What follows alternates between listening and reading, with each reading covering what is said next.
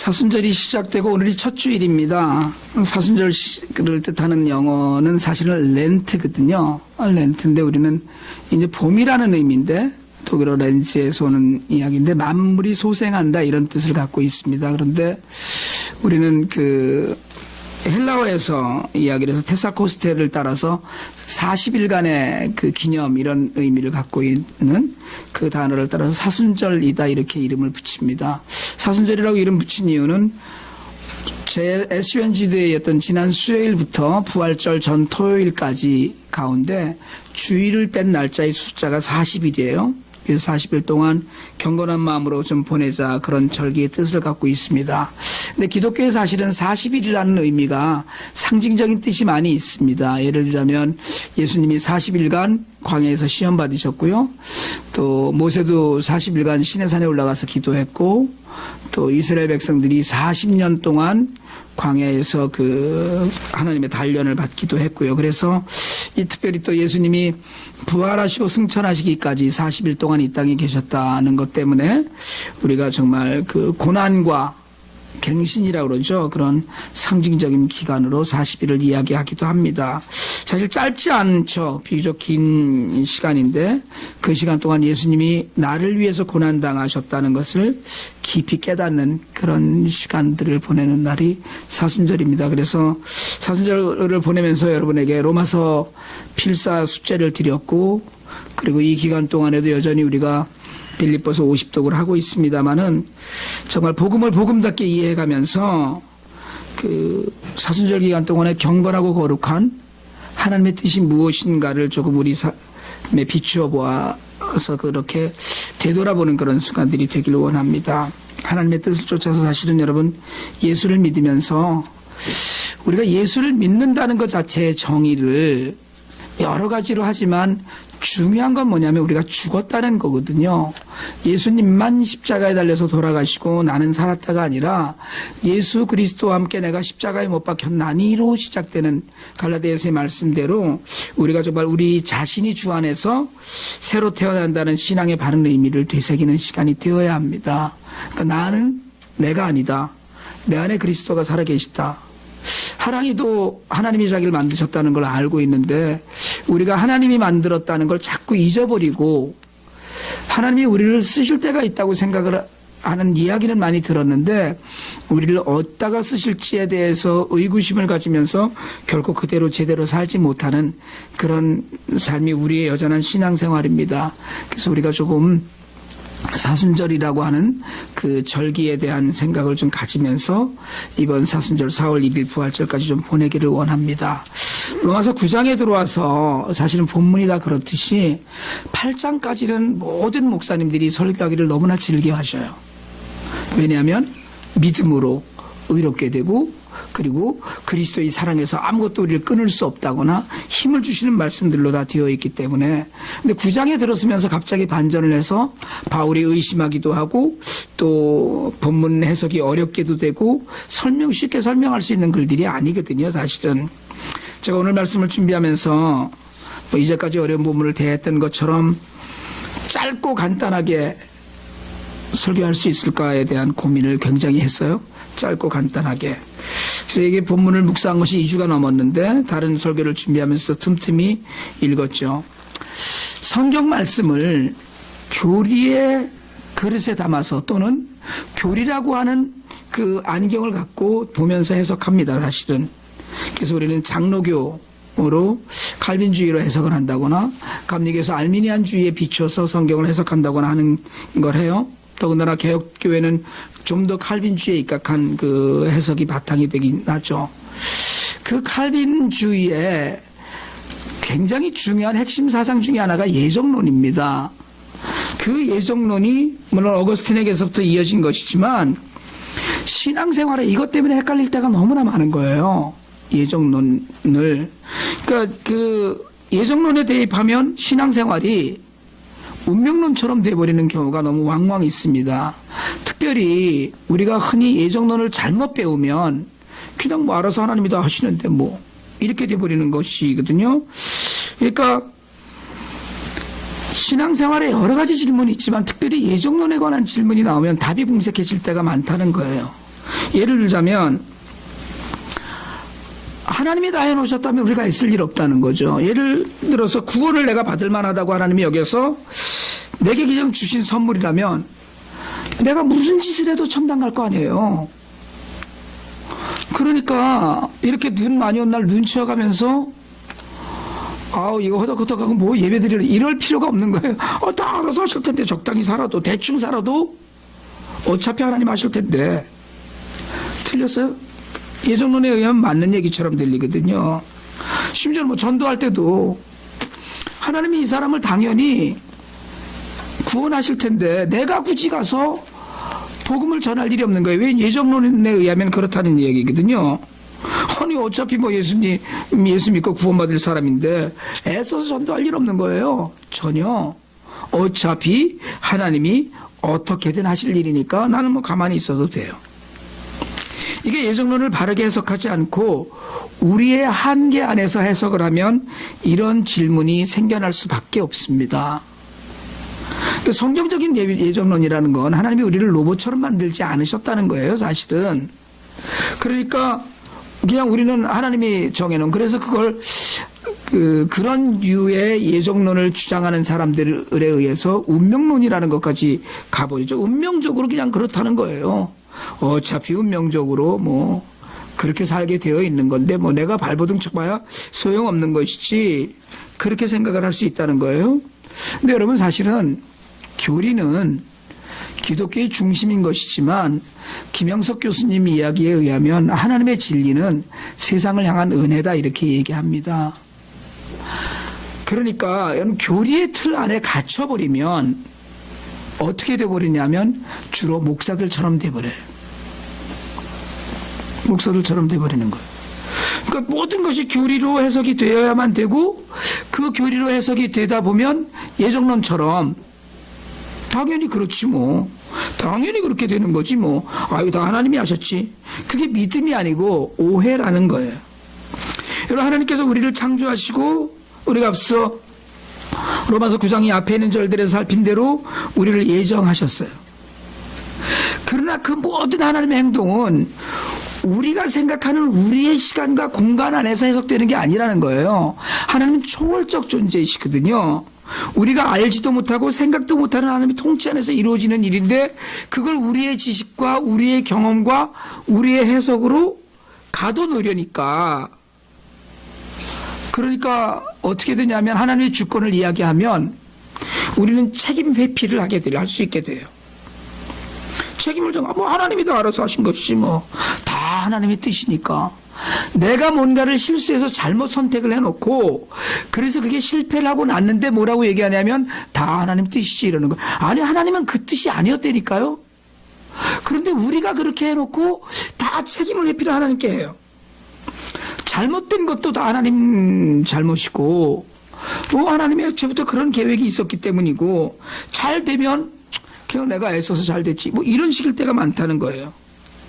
여러분 실패를 두려워하지 않는 것이 아니라 실패를 우습게 여기죠.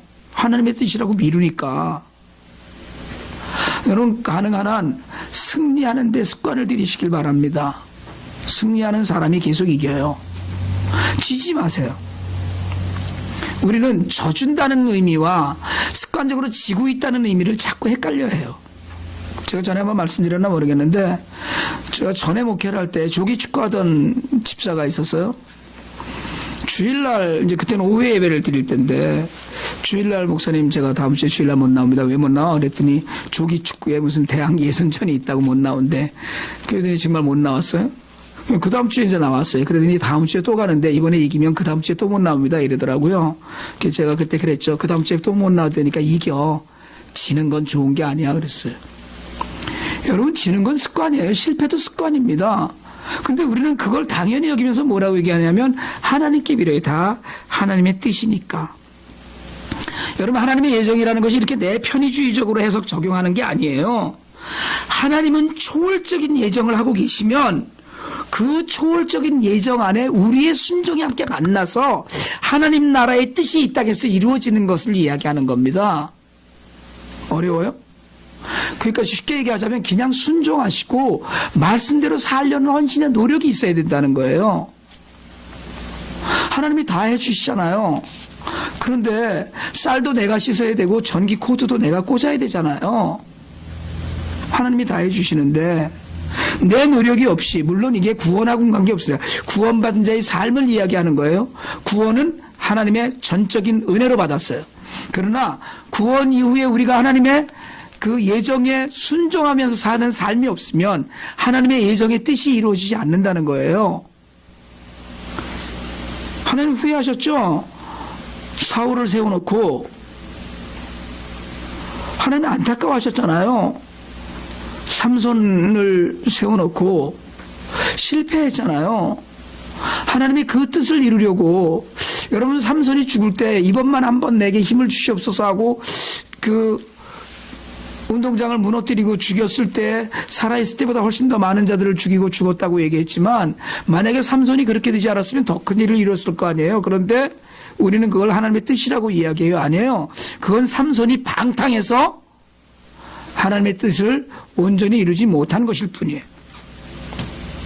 여러분, 우리가 지금, 우리 교회가 지금 요즘 예배 장소를 찾고 있어요.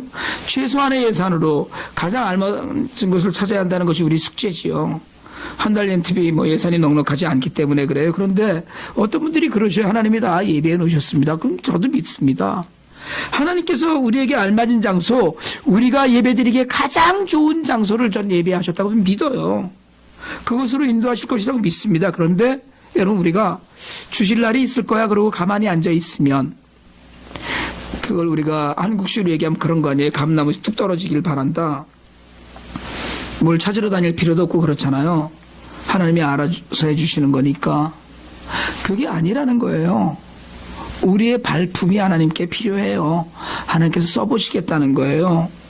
하나님의 크신 뜻 안에서 좋은 장소를 주실 것이라는 믿음은 있지만, 우리가 예배드릴 좋은 장소를 찾는 일, 성령께서 우리를 감동하시고, 성령께서 우리를 지식 있게 하시고, 성령께서 우리를 이성을 갖게 하시고, 우리를 여기까지 만들어 주셨던 이유는 기도하는 가운데 우리에게 허락되어진 장소를 우리더러 찾으라고 하신 거예요.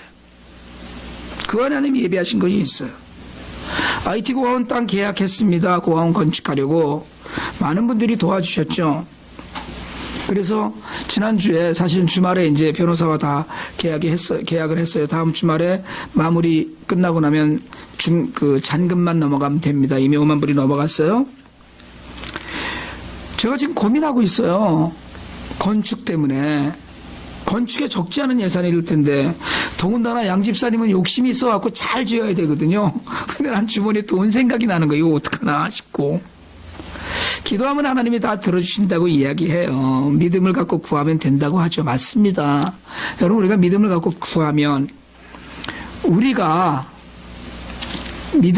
구하면, 지난 10년 동안에 고아들에게 끊이지 않고 하나님의 사랑을 전할 수 있었던 것처럼 하나님이 해주실 거라고 믿어요.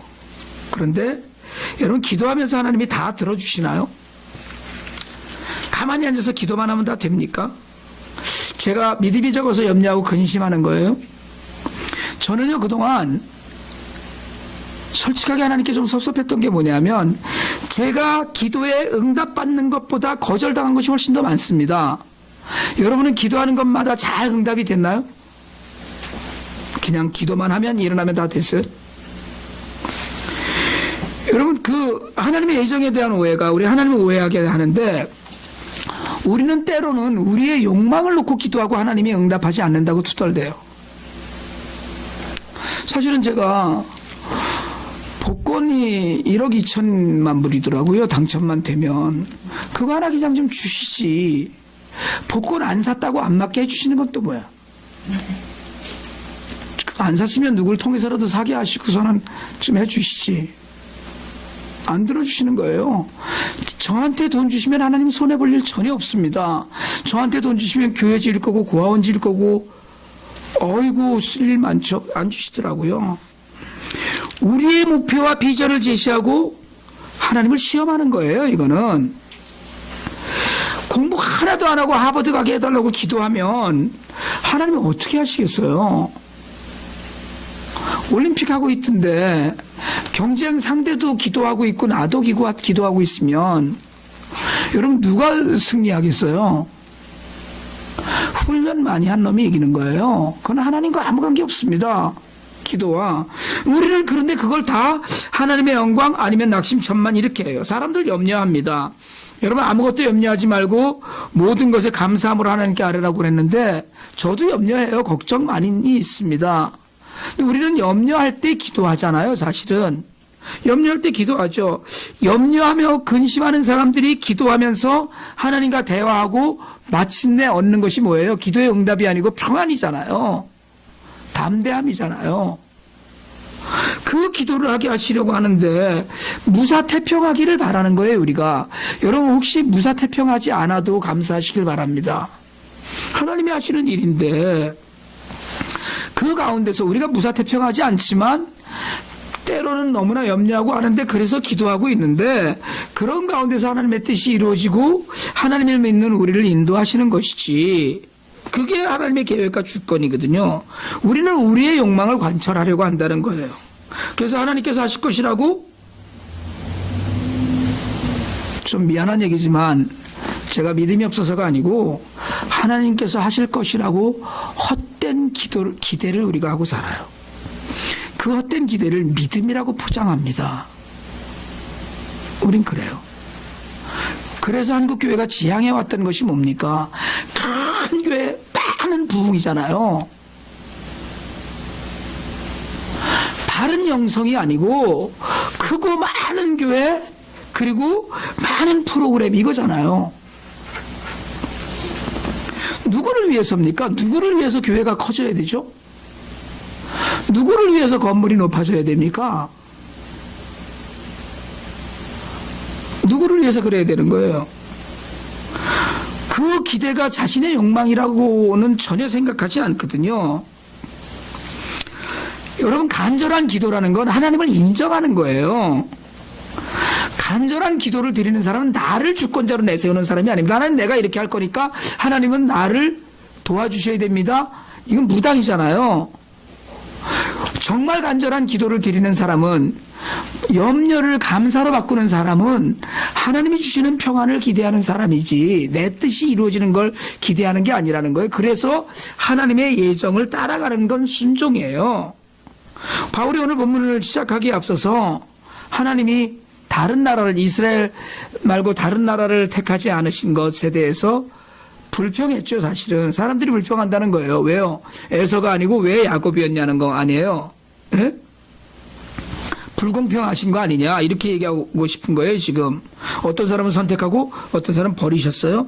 이것 때문에 불공평하다고 그랬어요. 그런데 바울은 지난해 우리가 읽었던 15절에서도 긍휼의 하나님을 이야기했고 긍휼히 여기신 하나님 마음에 달려있는 것이다. 그러니까 우리에게는 뭐예요? 오늘 본문은 따지지 말라는 거예요. 따지지 말고 하나님이 긍휼히 여기시는 주권을 갖고 계신 분임을 인정하고 순종하라는 거죠. 여러분 마태복음 20장에서 천국을 이야기하실 때 뭐라고 그랬어요? 천국은 마치 품꾼을 얻어 포도원에 들여보내려고 이른 아침에 나간 집주인과 같다 그랬어요. 천국은 포도원이 아닙니다. 여러분 이거를 나중에 제가 하나님 나라를 설교를 하려고 하는데 하나님 나라는 포도원이 아니에요. 포도원 주인과 같다고 그랬지. 주님은 어떤 주인이에요? 아침에 9시에 12시에 오후 3시에 나가서 품꾼들을 불렀어요. 그리고 5시에도 불렀는데 6시에 딱 임금을 나눠주는데 5시에 온 사람도 하루치를 줬어요. 9시에 온 사람이 나중에 컴플레인 했잖아요. 내가 더 많이 했는데 왜 나랑 똑같이 줍니까? 그때 하나님 나라의 법이 뭡니까? 너하고 나하고는 약속한 건 줬다는 거예요. 그 다음에 이놈을 더 많이 주는 건 내 마음이라는 거예요. 여러분 사실은 저도 컴플레인이 많이 있습니다. 그래서 제가 하나님이 제가 워낙에 잘생기고 똑똑하니까 키를 줄여 놓으셨는데 그러면 다른 건 더 주셔야 되잖아요. 네? 별로 많이 주시는 것 같지 않다는 생각을 가끔 해요. 저는 사실은. 아니 솔직하게 그래 많이 주시는 것 같지 않더라니까요. 성도를 최소한 한 300명쯤 보내셔서 월급을 2당으로 계산해서 좀 더 주시든가 이래야 되는 거 아니에요? 안 주시더라니까. 내 은혜가 내게 족하다. 하나님이 나하고 약속하신 건 나한테 주셨어요. 다른 사람 신경 쓸 거 없다는 거예요. 제가 물어보니까 큰 교회 목사님이 사람이 하나 올 때마다 그 수당을 하나씩 더 받는 건 아니더라고요. 그러니까 사람 많아서 괜히 지금 이것도 제가 감당하기 어려운데 골치 아프고 말 안 듣고 그래서 그거 별로 좋은 일은 아닌 것 같아요. 여러분, 우리는 하나님 앞에서 불평할 게 없어요. 그게 하나님의 방식이고 하나님 사랑의 방식이에요. 하나님의 긍휼 앞에서 우리가 뭘 불평하겠어요? 뭘 판단하겠어요? 그러니까 무조건 감사죠. 여러분, 세상 의대로 하자면 여러분 세상 법 잘 지키고 윤리와 도덕을 잘 지키고 착하게 살면 다 되는 것 같죠. 그러나 하나님 나라의 조건은 그게 아니더라는 거예요. 내가 아무리 착하게 살고 내가 아무리 악하게 살고 이건 다 내려놓고 오직 하나님의 주권과 하나님의 긍휼만이 있어요. 그분의 사랑 안에서 행해지는 거예요. 아무런 것도 우리가 계산할 수가 없어요. 그분의 사랑이기 때문에, 그분의 긍휼의 마음이기 때문에 뭘 갖다 댈 게 없어요. 그러니까 우리가 이해할 수 없는 불공평이 느껴진다고 생각할 때 모든 것, 어떤 것에도 우리는 항의할 수 없다는 것이 오늘 성경의 주제입니다. 예전과 섭리가 그렇다는 거예요. 여러분, 자비를 베푸시는 하나님의 뜻 안에서 우리 삶을 한번 돌아보시길 바랍니다. 불평할 일 많이 있어요. 왜 나를 이렇게 하셨는지, 왜 나를. 그러나 지난주에도 말씀드렸고 아까 찬양도 우리가 했던 것처럼 송명희 시인처럼 하나 가졌는데 그걸로 감사한다면 100을 가진 거 아니에요. 그런데 하나님한테 삿대질하면서 반문하면서 어떻게 이럴 수 있느냐. 그래서 오늘 이야기해요. 내가 누구이기에 감히 하나님께 반문하면요. 지음을 받은 물건이. 저는 볼펜을 만든 주인한테 항의했다는 이야기를 들어본 적이 없어요. 부르신 자라고 얘기했어요. 예수 그리스도의 피로 구속함을 받아서 하나님의 자녀들이 된 자들은 유대인이든 이방인이든 그들의 입에서 터져나오는 불평을 오늘 바울이 질책하고 있어요. 바울 자신도 이야기하잖아요. 우리가라고. 자기도 그 불평하는 자 중에 한 무리라는 거예요. 여러분, 우리도 그래요. 우리도 사실은 하나님의 주권을 인정하지 않는, 하나님께서 공평하지 않다고 주장하는 그런 삶을 살고 있습니다. 하나님의 주권을 인정하는 삶은 순종이에요.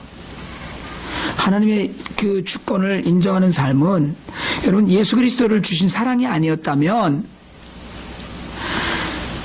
우리도 오늘 마지막 절 이야기처럼 소돔과 고모라처럼 타락한 삶을 살고 하나님께 버림받고 마지막 날 심판대 앞에서 하나님의 벌에 직면했을 것이라는 그걸 인정하는 삶이에요. 여러분, 하나님 우리를 사랑하시잖아요. 어떻게든 주 안에서 승리하시길 바랍니다. 그 사랑 안에서 불평하지 않고 살 수 있길 바랍니다. 주님의 고난을 묵상하는 사순절 기간이에요. 하나님께서 주권적으로 일하시면서 죽었던 우리를 예수 그리스도의 십자가로 구원하셨어요. 다른 길이 없었어요. 오직 믿는 것으로. 우리가 구원을 받지 못했다고 불평할 일이 아니라 우리가 구원받은 이후의 삶을 한 번쯤 돌아보면서 내 뜻이 이루어졌다고 그걸 통탄해야 하는 것이 아니라 하나님의 긍휼을 기억하라는 거예요. 예정론의 교리가 틀린 것이 아니라 그 해석을 보다 성경적으로 하라는 거예요.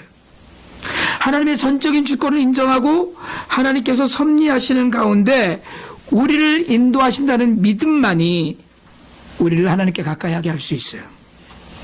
지금의 자신의 모습 때문에, 결핍된 것 때문에 불평하지 않아야 되고요. 돌아보면 이만큼 하는 것도 은혜인데 우리는 남들과 비교해서 초라해지고 스스로 커져버린 욕망 때문에 열등감을 느끼고 그러고 살기도 해요. 하나님의 주권을 믿는다면 여러분, 하나님의 예정하심을 인정한다면 그 안에서 하나님이 나름대로 모든 이들에게 오늘 내 옆에 앉아있는 누구에게든지 하나님의 뜻이 있고 생각이 있고 계획이 있으실 거라는 믿음을 놓치지 마시기 바랍니다. 그 가운데서 하나님의 뜻을 발견하고 그 뜻을 온전히 순종해서 여러분 사실은 전도도 우리가 해야 되고 복음도 우리가 전해야 돼요. 주님이 맡기신 일이거든요. 하나님이 하실 거야가 아니고 우리가 우리의 것을 들여서 하나님 나라를 이루어가는 데 쓰임받으면 주님 그렇게 가르치셨어요. 아버지의 뜻이 이 땅에서도 이루어지게 해달라는 기도, 그 기도가 우리의 기도가 되어서 하나님의 주권을 인정하고 우리도 복받는 그런 삶을 살 수 있게 되기를 주님의 이름으로 축원합니다.